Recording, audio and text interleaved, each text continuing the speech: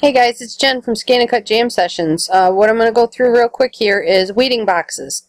I did a tutorial once before, but I had done that one on my phone before I got into this fancy way of doing it. And what the weeding boxes are for is to help you save your vinyl. I have a ton of vinyl, so I sometimes don't do it. Plus, I don't like to deal with little scraps because most of my stuff is too big for the little scraps that I have. With this one, you can just do a box like this and get it as, close as you want to your words. But in general, that's how I would do a weeding box in Canvas. You can split it. You can do a double box right here, and that will split that up for you. Or you can just do the single box, because when you put the double box in, the line goes right down here anyway, so it's kind of useless, but, whatever. And then I am going to head to scale now. So that's how you would do that in Canvas. Next, I'm going to head to scale. Okay, and here we are back at scale. Back in scale, I should say.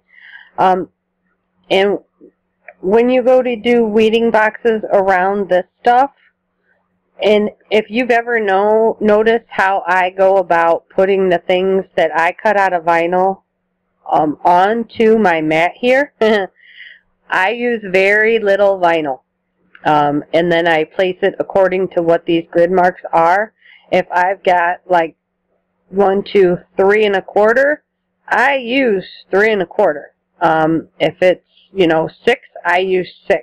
So that's why I tend to not use weeding boxes, because I just plan it out on my mat, and then I never usually ever do single cuts. It's always 2, 3, 4. The one time I had, I think, 8 different colors of cardstock on my mat, and then just plan it out according to what the grid marks are. And it does. It works every time. I've never had a miscut on the material that I'm using.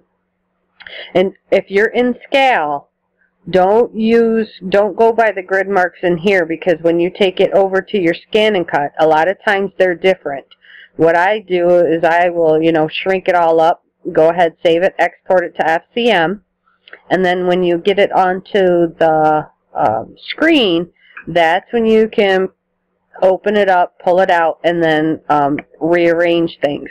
So like I would take this, heart, put it over here for a red, leave this one here right in the middle for a white, put the pink one here, and then, let's see if it'll let me. Nope, this is all one word.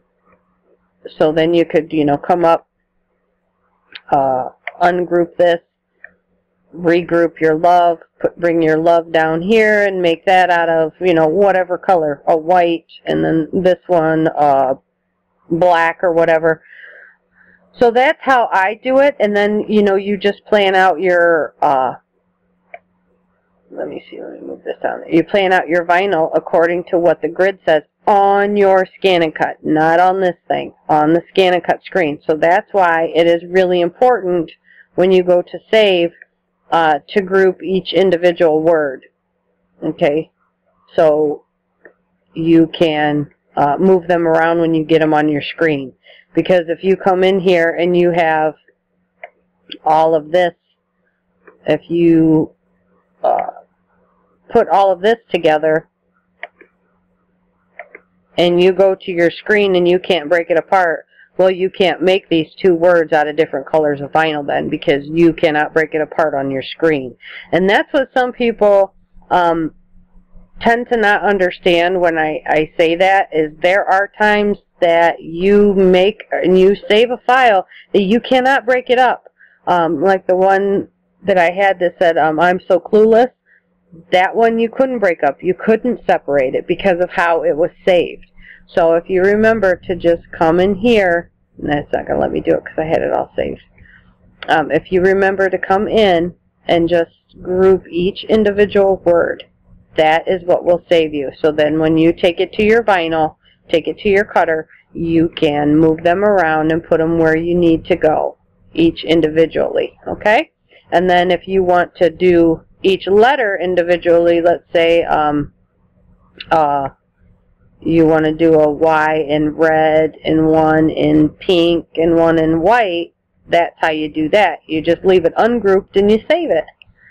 Okay, and then the same thing with the weeding boxes. You just drag a box from your library shapes and get it as close as you can to the outside of it. Oops, without going over or through it.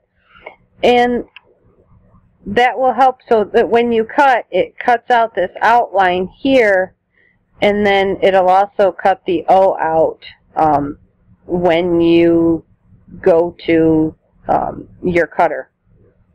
And this, of course, is not the right one. This is the one I want right here. So this one right here is one that you will use. And then you just do it that way. To me, like I said, I'm not a big user of it.